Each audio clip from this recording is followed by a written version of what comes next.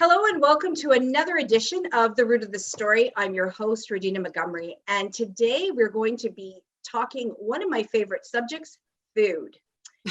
Partly because I am Italian and I really do love food, and one of my favorite restaurants in town is the Bluebird. So joining me now to talk about their restaurant and their journey is, sorry, I'm just trying to flip them over. There they are. It's Rick and Michelle Arsenault from the Bluebird. Thank you so much for joining me today, guys. Thank you for having us. No problem. Okay, so we're going to talk about a bunch of things today. One of them obviously will be about the challenges and the pivot that we've all had to experience this year.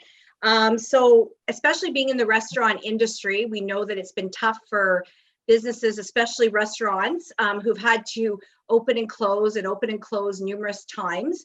So let's talk a little bit about that, because you haven't had the restaurant. It's not like you've been in business for 20 years and have probably come up with a way to pivot things very quickly. So talk a little bit about how you started in this business, and then talk about maybe a little bit of the challenges over the last year. For sure. So I've been playing restaurant for 30 plus years. Started off as a French fry cutting guy at Harvey's, and just worked my way up from there. Worked with some amazing, absolutely amazing companies, and really realized that this is what I want to do, is host parties every day in a restaurant. You know, I keep telling people I haven't worked a day in my life. This is who I am. I'm a restaurant guy. I like to have fun and, entertain people and get to know people that come to the restaurant and figure out why they're coming to the restaurant and see how we can make their day a lot better and just have fun with them. That's my little story. Yeah, same with me. I've been in the restaurant industry my entire life. I got into it really young, and it was originally to pay for school, and I just never left. I finished school and I graduated school, but I just love this industry, and I knew that that's what was meant for me, and here I am. So we bought the Bluebird 2 years ago. The first lockdown was pretty much our 1 year anniversary to the day. We're very grateful that the Bluebird has been around for almost 40 years. It'll be its 40th anniversary next year. And, we've had, the first year was phenomenal. And then here comes a pandemic that was affecting restaurants. So we quickly had to learn how to, change things. And yeah, we were scared. As brand new business owners, not sure what to expect and, what's going to happen with the pandemic and what's it going to do. I think a lot of people, what is this COVID? Is this real? Is this going to last? So I think it really sunk in after the first, 3 or 4 months that, hey, we're just doing takeout for right now. And it's real. Yeah. And it kind of forced us at that point to say, okay, so we're in this obviously for the long haul. What are we going to do? And we had two options. We could either, shut down and cry and, wait for it to be over, or go full speed ahead. And that's what we did. And that's what we've done. We took some greener chefs in the kitchen, and we, we're slower. So we had time to cross train them and then, see what they could do in different areas of the kitchen. Because of COVID, we now have a patio. It probably would never have happened if we didn't have COVID. Our takeout, people discovered our takeout kitchen that we always had, but people didn't know it was there. That's the nice thing. There's so many new people to the Orangeville community that still to this day still come to our front door on Broadway looking for their takeout, not realizing we have an actual takeout kitchen in the back. So it's pretty cool to see the transformation that we've seen. Michelle and I made a commitment to ourselves and to our team that we're going to take the Bluebird and make it stronger coming out of COVID than it was going into COVID. So that was kind of our plan, and that what we've stuck to. And yeah, we used, the downtime to, do a little bit of rebranding, with our website and our gift cards, and we updated our POS system because it's much easier to do that when you're slower. It gives people time to get used to the changes. We just implemented online ordering, which has been fantastic so far. So yeah, honestly, there's been so many positives this past 2 years. That's really interesting, because sometimes, something you said earlier about, taking something and how do you pivot it? And a lot of the struggles, I think, have been it's hard sometimes to pivot. It just depends on where you sort of are in your life too. So it's interesting to hear you talk about the benefits of the COVID and how it's giving you almost like a moment of pause to actually create something better going forward. And then what was also interesting was about the takeout, because I was talking to another restaurant in town who predominantly does more takeout. So when the COVID hit, it was like, okay, this is more of our business anyway than eat in. And sometimes when you think of the Bluebird, sorry about that. Sometimes you think about the Bluebird, especially for somebody like myself who's been here for a while, I think of it as more the dining experience. It's like, For sure. for me, it's a big deal. Get dressed up, go to the Bluebird and eat in. Don't think of it so much from the takeout point of view. So the interesting part was your comment about the newer people moving to Orangeville that haven't necessarily experienced what I've experienced, have now experienced, oh, this great takeout, which will pull you through, of course, and keep you going. For sure. And it's funny, we've met so many new people that have tried the restaurant for the first time in takeout. They're like, oh my God, I can't wait to get to try it inside. Because I think we all know takeout meals aren't as great as a dining in experience. So it's definitely, we're looking forward to that. And then also talking about the patio. So yes, there's another, now obviously that, I mean, hopefully we'll be able to get that patio back soon, because there's nothing nicer, or the experience that I love it personally, sitting out on a patio on a beautiful day and enjoying your food. It's kind of reminiscent of being in Europe or in some of the other countries of the world where that is very common, is to sit out on a patio and eat, right? And people watch and all those things that go with that. And that was one of the main reasons that we wanted to get it out on Broadway. You know, a lot of people ask us, hey, can you put it, why don't you put it back in your parking lot? And I think it nails exactly what you said. It has that vibe out on Broadway. You get to watch the people, you get to see what's going on Broadway. And that's what people love. And it does give you that, authentic feeling of being wherever. So now let's talk a little bit. You did mention it gave you time to work on the marketing side of things. And one of the things I have noticed with your marketing is I'm a big Tik Tok follower, and towards your videos, it's interesting because sometimes with businesses, I find they tend to try to, some of them will try to be this very like, hey, we got to keep it very like professional in the sense that you can't have fun. But you did say earlier, Rick, you like to have fun, and that's very evident in your TikTok videos. I have to say they make me chuckle. My husband now, who doesn't have TikTok but follows you on Instagram, will turn to me every now and then and go, hey, did you see this video? Hey, aren't those the people from the Bluebird? So I have to giggle at some of them. One of my favorite ones so far is the one where you're doing Journey is my favorite. I have to say, I saw them in concert. Me too. So I could be a little biased there, but I really love that one when you were singing into the faucet. I was thinking to myself, watch her accidentally hit that and the water just goes right in her face. That'd be really funny. Sorry, no offense, but it was just kind of funny. So talk a little bit about the reason behind, or sort of the way you're going. I know that TikTok is kind of hard to understand, but you guys have really put together some fun ones. There's lots of dancing, lots of singing, and like a side of you that maybe people don't know and are coming out in these videos. Yeah, go ahead. Yeah, so TikTok started because about a month ago, I had no idea what even TikTok really was. And then when we launched the online ordering, we really wanted to narrow down on that new demographic, the ones that are always online, that don't call to order food. So a couple of our staff were like, you have to get on TikTok. And I was like, hey, you got to teach me. So it started just to try and capture that, new demographic of online, like social media platform. And then all of a sudden we just started being like a little bit real, and everyone was messaging us saying, that was so funny. Like, you're making me laugh. Like, I smiled because of you. And we kind of sat down and thought, you know what, maybe this is what we need to be doing, because you know what, there's so much negativity on social media, and it's, it's scary because it's so bad for your mental health. And we thought, you know what, if we can make one person smile every day, then it's a win. It means a lot to us because we're in this industry for a reason. We're in this industry to, make people forget about their problems at time. When people go to a restaurant, they're celebrating, or, they may have just broken up with their better half, or they may have lost somebody close to them in their life. So they're coming to a restaurant to, escape reality. And that's our job, is to, we're on stage all the time. And that's really who Michelle and I are. We're no different at the Bluebird than we are at home with our children.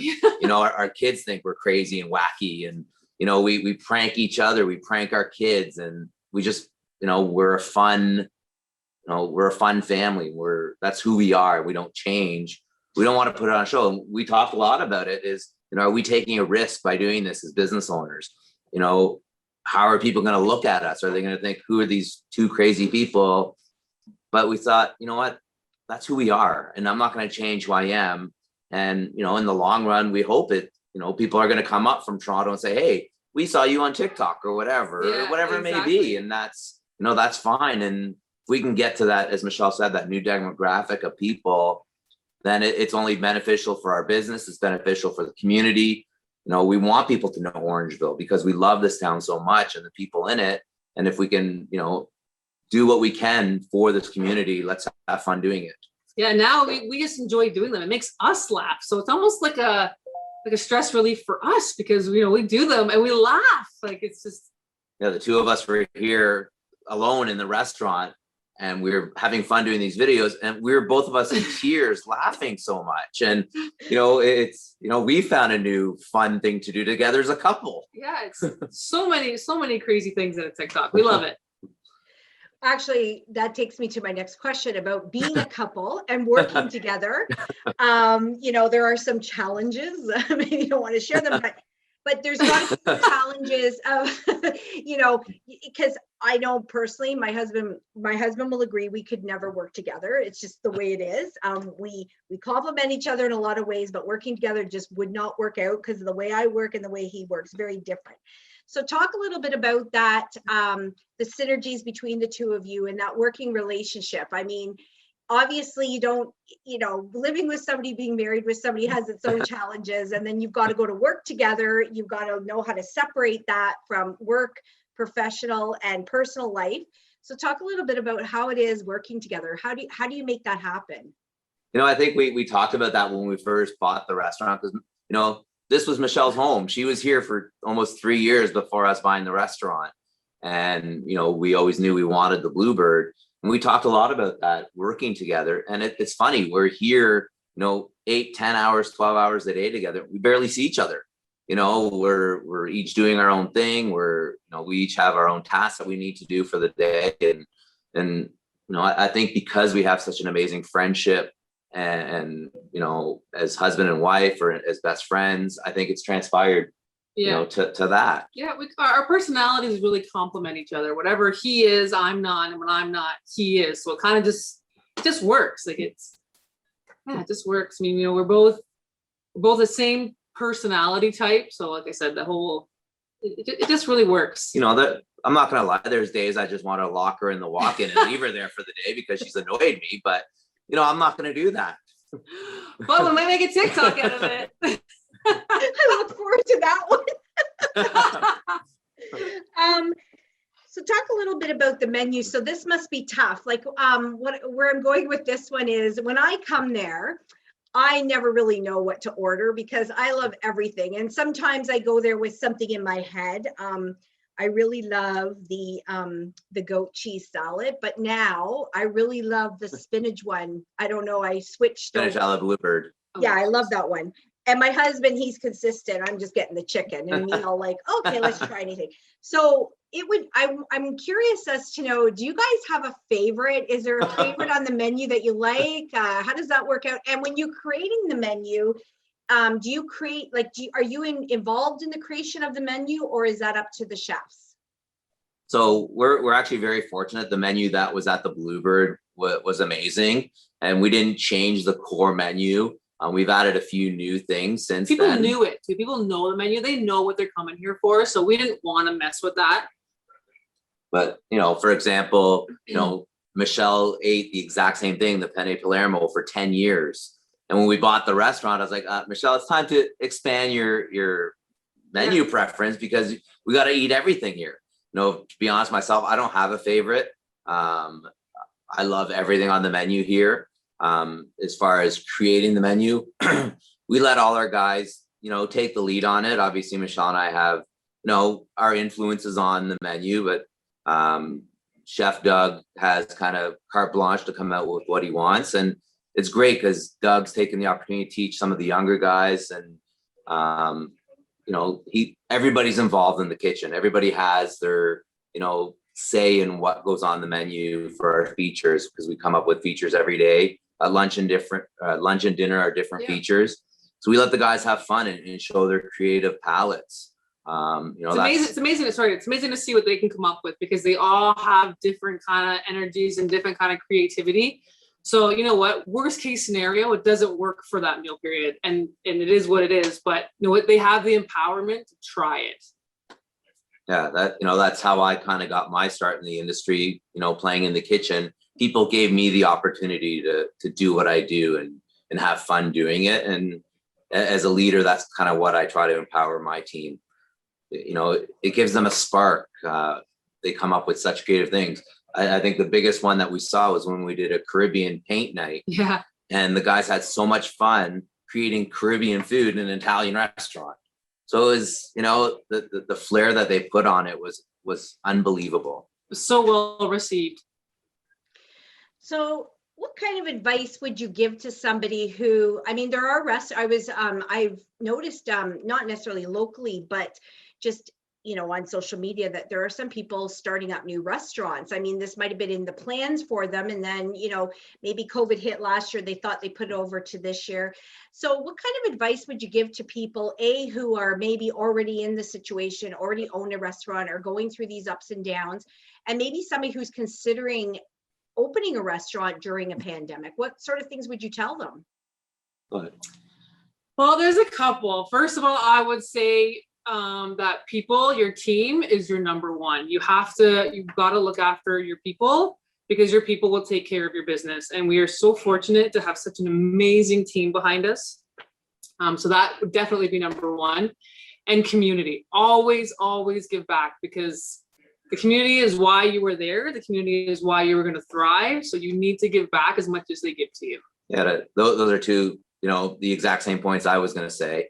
It's just being a leader in the community, being someone that, that you can help.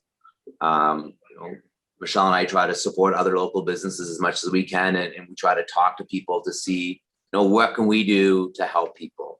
And we, to us, like Michelle said, the community is so important, and giving back. And the big one for us is getting to know the people. You can never rest on your laurels on where you are in a stature or whatever it is, business.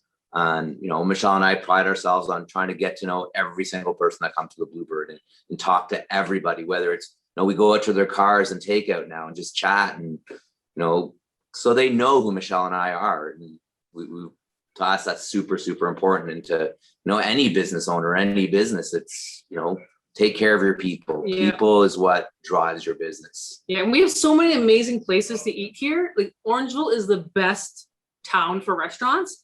But everyone that comes here, we're so grateful, because you had so many options. So it's really nice to know that when they choose you.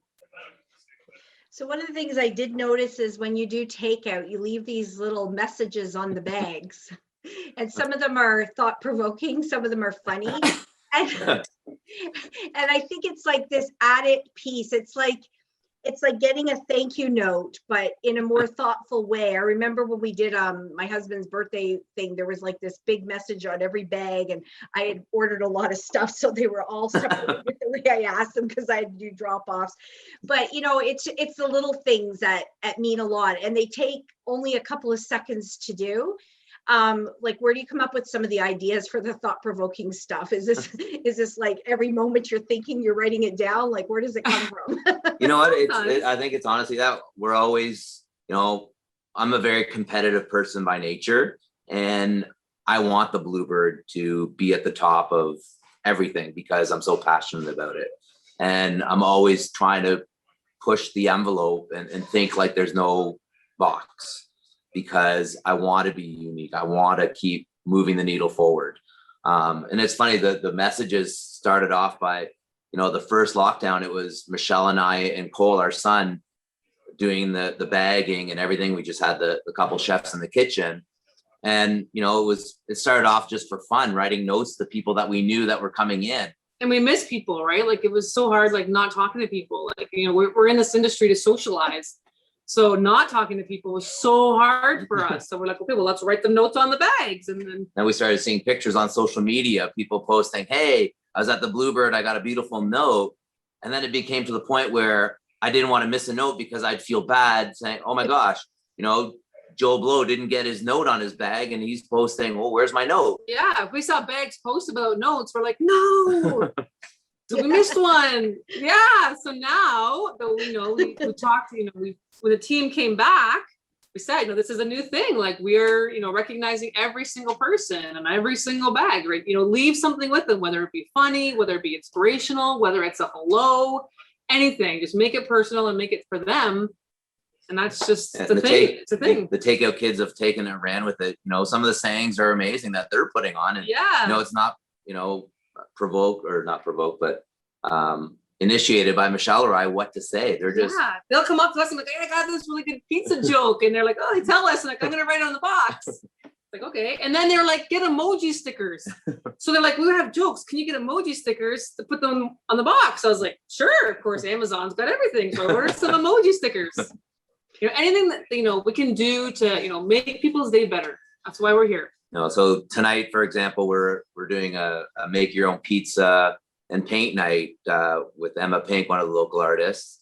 And so it was actually Emma's idea to have all the kids or whoever's doing the paint kits tonight to write their positive message on the paint and send it back to us. And so this weekend, we're going to write all these positive messages that these kids send us, or adults, whoever do the paint kits.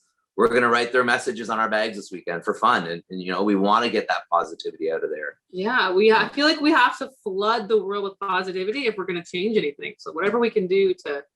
By nature, both Michelle and I are, you know, we try to be very positive and very optimistic on life. And, you know, I think this whole Tik Tok thing and the bags, and to us, it was our way of being positive in a negative world right now. You know, it's sad to see how much negativity is on social media, how much negativity is in the air, and people are hurt. People are, you know, they're sad. Frustrated. They're sad. Yeah, it's, you know, and it's disheartening to see. So whatever we can do to. So if I can put a smile on somebody's face by mopping, you know, the dining room, dancing to Dirty Dancing and looking like a fool, you know, if I can make somebody smile and change their day for the brighter, then I've done my job today. You know, whether they came to the Bluebird or not. Yeah, or whether they like the takeout bag message. Well, they'll always remember you, that's for sure. And the other thing that was interesting there, you talked a lot about community, but the fact that you're taking the inspirational messages from the kids really speaks to the fact of community, because now you're drawing them into what you're doing. And so for them, they get to see that on social media, and, you know, and that's that little feather in the cap for them. sure. Like, look what I did. I was a part of that. Right. And that's great ideas are born, really, is by working exactly with the community. Something else I wanted to ask you, you mentioned earlier your son, and I did meet him on one of the takeout duties, very polite young man. But I think you have another child that works with you too, a daughter, is that correct? Or no, so we have 3 children. Okay. Our oldest, she's actually a vet tech with High County Vet Clinic in Shelburne. Oh, wow. And then Avery's dying to work here. Avery's 11.